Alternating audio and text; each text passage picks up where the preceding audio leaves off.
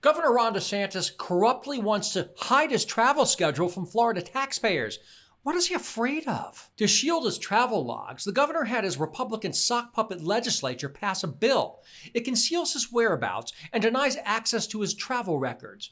Politico reports that the House approved the bill 84-31, 4 votes above the 2/3 threshold needed to enact a public records exemption. The governor's sycophantic allies bizarrely justified the unnecessary and unseemly travel shield as a security measure. They painted DeSantis as a scaredy-cat politician under siege who must sequester himself from public examination as a matter of protection. DeSantis ally, Representative Jeff Holcomb, said, quote, "This is truly a simple bill that is about safety and security. This bill is necessary because our senior state officials receive threats and death threats all of the time." Look, politicians in both parties, especially because of Republican angry rhetoric, deal with death threats all of the time, but they don't hide their travel schedules. Only Ron DeSantis does. I'd like to know why DeSantis thinks he's special and under greater threat level than more transparent lawmakers. Democrats in Tallahassee pointed out that travel records were open when Jeb Bush was Florida's governor,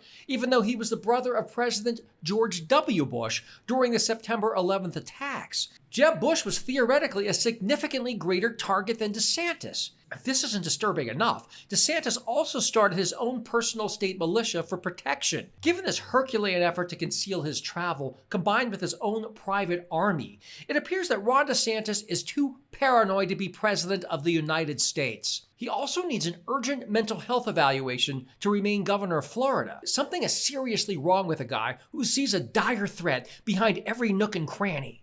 The state of Florida needs to give him a checkup to make sure he's okay. The claim of security also falls flat when the bill retroactively refuses access to information for past trips that have nothing to do with protection. Perhaps there's a time machine where the evil plotters and DeSantis' wild imagination could go back into the past to target the governor on his foreign junkets. The latest move also brings into question why DeSantis, who appears to be terrified of his own constituents, has loosened gun laws in Florida.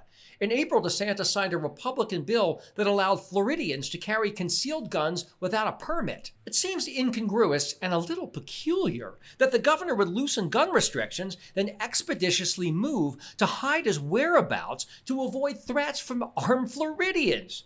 The governor also believes that good guys with guns are the answer to bad guys with guns. Well, he's surrounded by a crack team of heavily armed, well-trained good guys. So why would he consider his personal security in jeopardy unless he doesn't believe his own rhetoric on firearms? The latest move also raised the possibility that DeSantis is not crazy, he's simply corrupt.